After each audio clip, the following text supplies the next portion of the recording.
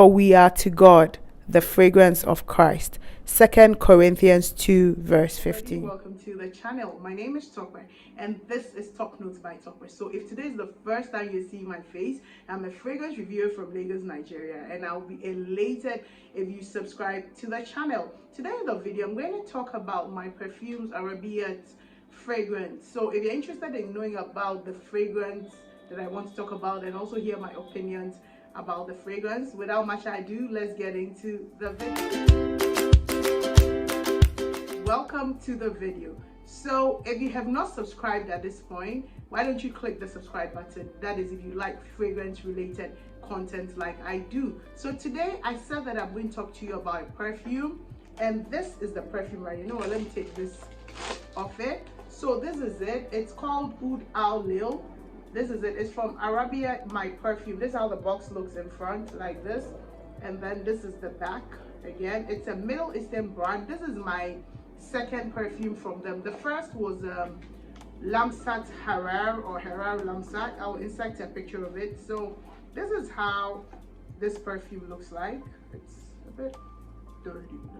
So exactly this is how it looks like.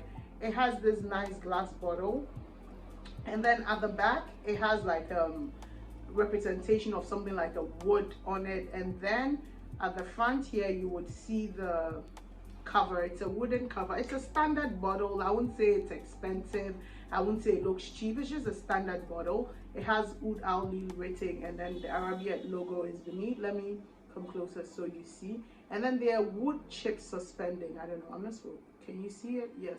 And I think it's really nice because I know that the other brand that does this, I've seen this with Latafa, not wood chips, but I think for their pure mask there's this pebbles, white bubbles in it.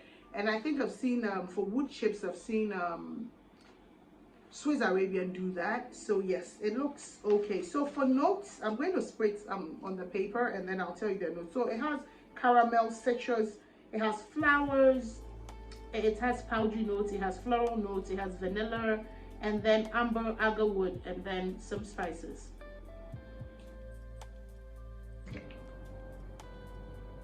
So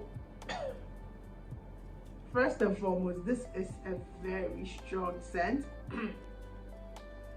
It is super strong. This is just one spritz, and that is almost all what you need. It's a very strong scent. I need to tell you that this is like very strong. It's in the strength level of Shagaf Oud. Like, that's how strong and potent this is. This is a very strong scent.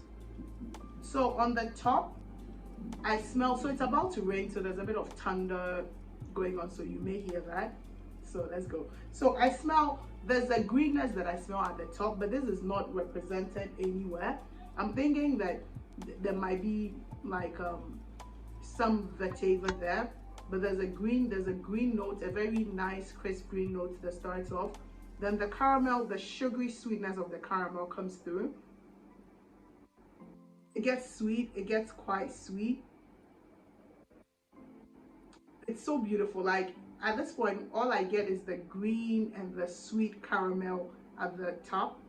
And then you begin to get some citrus sipping in, but this is not like a very strong citrus like bergamot. It's something in the orange family, like a tangerine or some orange, that is sweet.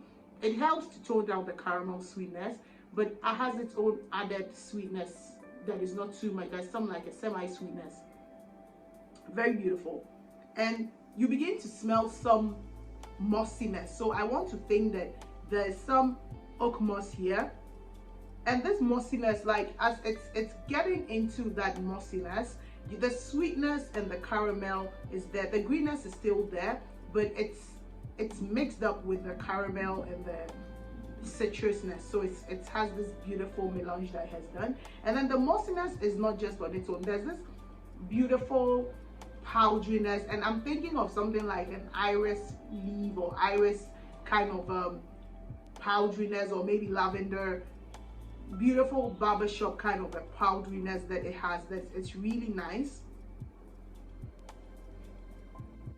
The oud then begins to show, but the oud here is a very sweet, non-pungent oud, very beautiful, clean, almost I dare say almost like a freshness to the oud, giving this fragrance like a sparkliness. There's a sparkliness to it that is so beautiful.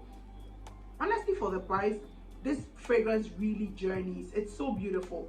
Like, if the first day that I spritzed it, honestly, it smelled to me like a soda, like a citrus orange soda